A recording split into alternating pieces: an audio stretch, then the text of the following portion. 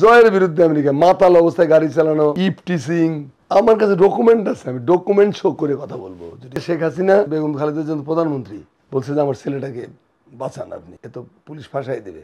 একটা ইটা তো হাসিনা খুলে নিতে পারেনি বিএনপি শরীর থেকে। আপনি একটা মানে কি বলবো, তারেক রহমান হলেন পরিপূর্ণ রাজনীতিবিদ। তারেক রহমান একটা দলের প্রধান। আর সজীব ওয়াজেদ জয় কি, তিনি মাতাল অবস্থায় গাড়ি চালিয়ে এই যে আমাদের গুলশান সেই নিয়ে একটা লোক মেরে ফেলেছিলেন, তারপরে তাকে অ্যারেস্ট করছে পুলিশ। তারপরে শেখ হাসিনা শেখ ইয়ের কাছে বেগম খালেদা জিয়া প্রধানমন্ত্রী বলছে যে আমার ছেলেটাকে বাঁচান আপনি, এ তো পুলিশ ফাঁসাই দেবে। খালেদা জিয়া এতটাই মহানুভব, এতটাই তিনি চিন্তা করছেন যে আসলে তিনি তো একজন মা, তো তিনি বলছে ঠিক আছে না, ফর্মালিটিস কমপ্লিট করে ছেড়ে দাও ওকে। এক অস্ত্র মামলায় তার বিরুদ্ধে মামলা আছে, আমার কাছে বই আছে, আপনি চাইলে আমি দেখাইতে পারি। তার 8-10টা মামলা পেন্ডিং জয়ের বিরুদ্ধে আমেরিকা মাতাল অবস্থায় গাড়ি চালানো, অবৈধ অস্ত্র ব্যবহার, ইফটিসিং, মেয়েদেরকে উত্ত্যক্ত করা, এরকম নানান কাহিনী, বাড়ি যে ঝামেলা করা। আমার কাছে ডকুমেন্ট আছে, আমি ডকুমেন্ট শো করে কথা বলবো। যদি আপনি ডকুমেন্ট চান আমি এখনই দেখাইতে পারি। তো এরকম একটা, তারপরে আমার কাছে মনে হয় যে সজীব ওয়াজেদ জয় অটিস্টিক প্রকৃতির, তিনি যা স্বাভাবিক সুস্থ মানুষ বলে আমার মনে হয়নি কখনো। আমার কাছে মনে হয় যে সামহাও তিনি মেন্টালি ডিস্টার্ব, ইররিলিভেন্ট কথাবার্তা বলেন, কি বলতেছেন কি না বলতেছেন, মানে দায়িত্বজ্ঞানহীন উক্তি করে ফেলতে পারে এরকম আর কি। এবং তার মতো এরকম আপনার অটিস্টিক একটা ফিজিক্যাল কন্ডিশনে বা মস্তিষ্কের বিকারগ্রস্ততার সঙ্গে হয়তো কিছুটা যায় তাকে, তো এরকম একটা লোকের সাথে আপনি তারেক রহমানকে তুলনা করবেন কেমন? মূল্যায়ন এমন হতো যে তিনি আওয়ামী লীগের নেতা, প্রধানমন্ত্রী ছিলেন সেই সময় শেখ হাসিনার ছেলে। এই প্রধানমন্ত্রীর নাম করে বিলিয়ন বিলিয়ন ডলার দেশ থেকে চুরি করে নিয়ে গেছেন, বিলিয়ন বিলিয়ন ডলার। বাংলাদেশ ব্যাংকের যে ডাকাতি, বল ডাকাতি, এটা তো শুনি বলে এই জয়ের সাথে এর সাথে যুক্ত ছিলেন জয়। তারপরে আরও যে এস আলম গ্রুপটা কারা, বেক্সিমকো কারা, এরকম যত যত চোর ডাকাত বদমাইশ আছে এগুলো তো সবই তার অনুগ্রহভাজন। তো এইরকম একটা মানে গণবিরোধী অবস্থান নেওয়া একটা মানুষ, তাকে আপনি হয়তো তার দল তাকে সম্মান করে, মানে সেটা তারা করতেই পারে তাদের দল, এখানে আমার কোনো বক্তব্য নাই। কিন্তু একজন বাংলাদেশের নাগরিক হিসেবে আমি মনে করি সজীব ওয়াজেদ জয়ের ইমেজ অত্যন্ত মলিন, কালো, ব্ল্যাক। এই ইমেজটাকে ভাঙতে হলে, তারপরে যদি পারেন তিনি তাহলে সামনে এগিয়ে আসবে, একদিন আসুন দেখা যাবে। কিন্তু তার কালো ইমেজ, তার নোংরা মানসিকতা, তার হিংস্রতা, তার যে বেয়াদবি, এগুলো তো পরিহার করতে হবে। এগুলো বাংলাদেশের মানুষ অ্যাকসেপ্ট করে না। তারেক রহমান সম্পর্কে আমার বক্তব্য বলে যে তারেক রহমান যদি ওর সাথে তুলনা করেন, তারেক রহমান খুব ঠান্ডা মাথার মানুষ। এক নম্বর, তিনি একটা পরিচ্ছন্ন রাজনৈতিক চরিত্র অর্জন করেছেন।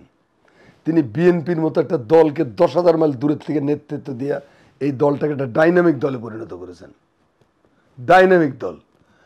সমাবেশ, আপনি লাস্টের এই রেগুলেশন বাদ দেন, আগে যে বিরাট বিরাট সমাবেশগুলো হয়েছে 10 লাখ, 15 লাখ, 20 লাখ, 30 লাখ লোক, এই সমাবেশগুলো কি ভূতে মানুষ এনেছে বা টাকা দিয়ে এত লোক আনতে পারবেন আপনি?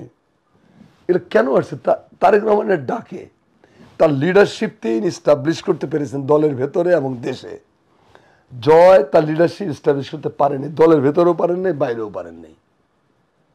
তারপরে তারেক রহমানের কর্মীদের প্রতি তার যে মনোযোগ, তিনি ইউনিয়ন পর্যায়ের নেতাকর্মীদের সঙ্গে নিয়মিত কথা বলেন। আপনি ভাবতে পারেন একটা লোক লন্ডনে বসে দিনে 28-29টা ভিডিও কনফারেন্স করে, কোন খাগড়াছড়ির বরকল কোন গ্রামের ভেতরে ওখানকার লোকেরা একসাথে তারেক রহমানের সাথে কথা বলতেছে। আমার বুরুঙ্গামারির লোকেরা কথা বলতে পারতেছে, আমার চাঁপাইনবাবগঞ্জের লোকেরা কথা বলতে পারতেছে। কেন কথা বলতে পারতেছে? তিনি অ্যাক্সেস দিছেন। কেন? তিনি কর্মীদেরকে ভালোবাসেন, কর্মীদের সাথে নিয়ে তিনি যে ভবিষ্যতে একটা রাষ্ট্রের দায়িত্ব নেবেন, তার ইগুলো দেখা যাচ্ছে, মানে সম্ভাবনাগুলো। এই যে সম্ভাবনাময় চরিত্র, প্রথম কথা হলো যে তিনি দলটাকে ইনট্যাক্ট রেখেছেন। 2 নম্বর হলো তিনি দলটাকে ডাইনামিক পর্যায়ে নিয়ে গেছেন, অভূতপূর্ব গণজাগরণ ঘটিয়েছেন তিনি। লাস্টের মুহূর্ত বাদ দিলাম আমরা, কিন্তু সারা বাংলাদেশে তার নেতৃত্বে তো বিএনপি আর দিন হয়েছে, একটা ইটও তো হাসিনা খুলে নিতে পারেনি বিএনপি শরীর থেকে, একটা ইটও না। একটা সাজানো ওরম সাজানো বিএনপিতে বোধ হয় কমপক্ষে 20 থেকে 40,000 হবে। একটা সাজানো কিনে নিছে তো, সো হোয়াট। গাদ্দার থাকতেই পারে একটা বাড়িতে। রাবণের ভাই বিভীষণ ছিলেন গাদ্দার, রামের কাছ থেকে মানে রামের সাথে যোগ দিয়ে স্বর্ণ লঙ্কা ধ্বংস করেছিলেন। তা বিভীষণ তো আছেই, তাতে কি আসে যায়। বিএনপি বিরাট দল, এবং এই দলের বিউটিটা হলো তার কর্মীরা। এই দলের ধরেন আমাদের স্থায়ী কমিটি, ধরেন খোদা না স্থায়ী কমিটির 10 জনই, আমি এটা চাচ্ছি না বলছি কথার কথায়, 10 জনই একদিনে মারা গেছে, কথার কথায় বলছি। এটা আবার ভুলভাবে মানে করবেন না। বিএনপিতে কোনো ক্রাইসিস হবে না, কারণ তার শূন্যস্থান পূরণের জন্য বিপুল শক্তি রয়ে গেছে, বিপুল। এটা একটা খনি, এটা একটা সমুদ্র। এরকম একটা দল আপনি তারেক রহমান এটাকে এখন পর্যন্ত এই যে দেখেন, এই গণ অভ্যুত্থানের পরে তার স্টেপগুলো দেখেন, তিনি প্রফেসর ইউনূসকে আনকন্ডিশনাল সাপোর্ট দিয়েছেন। তিনি প্রফেসর ইউনূসের বলছে এই সরকার ব্যর্থ হলে বাংলাদেশ ব্যর্থ হবে, এই ডায়লগ তারেক রহমানের। এটা তো একটা স্টেটসম্যানের দায়িত্ব, মানে বক্তব্য। এটা তো একটা দেশপ্রেমিক মানুষের উচ্চারণ। আমি তারেক রহমানের স্থাবকতা করছি না, আমি তার কোয়ালিটির কথাগুলো বলছি।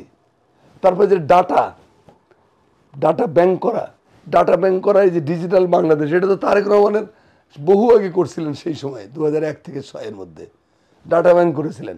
সারা দেশের নেতাকর্মীদের সমস্ত ইনফরমেশন এনে তিনি একটা ডাটা ব্যাংক খুলেছিলেন। এই আইডিয়া আছে এদের। তারপরে তিনি যে তৃণমূল পর্যায়ে সংগঠনকে নিয়ে যাওয়া, তৃণমূল প্রতিনিধি সম্মেলন করে করে সারা বাংলাদেশে একটা জাগরণ ঘটিয়েছিলেন। বাইরে যারা বাঁকা চোখে দেখে তারা এই জাগরণগুলোকে চোখে দেখে না। তারা তো ওই যে না, মানে যারা দেখতে নারী তার চলন বাঁকা, এরা তো দেখতে পারে না। আর এই মিডিয়ার মধ্যে ইন্ডিয়া, আপনি জানেন যে আমাদের মিডিয়া নিয়ন্ত্রণ করছে ইন্ডিয়া এতদিন, এখনও নিয়ন্ত্রণ করে। বিরাট অংশ মিডিয়ার ভেতরে ইন্ডিয়ার দালাল, আওয়ামী লীগের দালাল, চাপরাশি, আটদালি, পিয়ন, এগুলো রয়ে গেছে। এই দালালরা নানান ধরনের প্রোপাগান্ডা করে, তাতে তারেক রহমানের কিছু জানে না। বাংলাদেশের মানুষ তারা এখন চিনে ফেলছে। এক ধরনের বিচক্ষণতা তার মধ্যে আমি দেখতে পাই। এই বিচক্ষণতাটা অনেকে হয়তো সহ্য করতে পারে না। তারা মনে করে এটা হয়তো একটু পাকামি দেখাচ্ছে। আরে 50, 52, 53, 54 বছর বয়স হয়ে গেছে একটা লোকের, সে তাকে ডিসপ্লে, তার ফিলোসফিটা কি আপনি দেখেন। যে টেক ব্যাক বাংলাদেশ, তার একটা স্লোগান আছে। এই যে আমাদের বিপ্লবের আন্দোলনে আপনাকে মনে করাই দিতে চাই যে blocked Bangladesh, March for justice, এগুলো স্লোগান দিয়ে ওরা কতগুলো কর্মসূচি পালন করলো না। দেখেন এটা কত আগে, প্রায় 2-3 বছর আগে তিনি বলছেন টেক ব্যাক বাংলাদেশ। কোথায় নিয়ে যেতে হবে? 7ই নভেম্বরের বিজয়ের যে জায়গাটা, সেই জায়গায় বাংলাদেশকে নিয়ে যেতে হবে।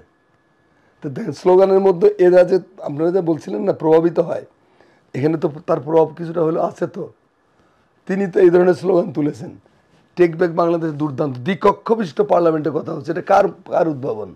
তারেক রহমান বলছে দ্বিকক্ষ বিশিষ্ট পার্লামেন্ট দরকার। কারণ সমাজের একটা বিশাল জনগোষ্ঠী বাইরে রেখে, আপনার ভারতে যেমন দ্বিকক্ষ বিশিষ্ট, একটা হলো রাজ্যসভা, একটা হলো লোকসভা, উচ্চ সভা, নিম্ন। ইংল্যান্ডেও তাই আছে, House of Lords, House of Commons. তাহলে আমাদের দেশে দ্বিকক্ষ বিশিষ্ট পার্লামেন্ট হলে কি হবে?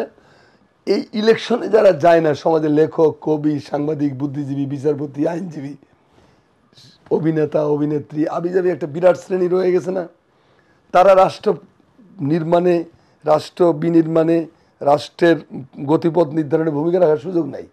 তো এদেরকে যদি আমরা আপার হাউসে নিয়ে যাই, তাহলে দেশটা হবে কি সামঞ্জস্যপূর্ণ হবে, ব্যালেন্স হবে। লোকসভায় ভুল করলে বা আমরা নিম্ন কক্ষে ভুল করলে ঊর্ধ্ব কক্ষতে ওরা বলে যে এই কাজগুলো ঠিক হয়নি। এরকম যে চিন্তাটার মধ্যে একটা আধুনিকতা আছে, একটা মারাত্মক। আরও অনেক তার তথ্য আছে যেগুলো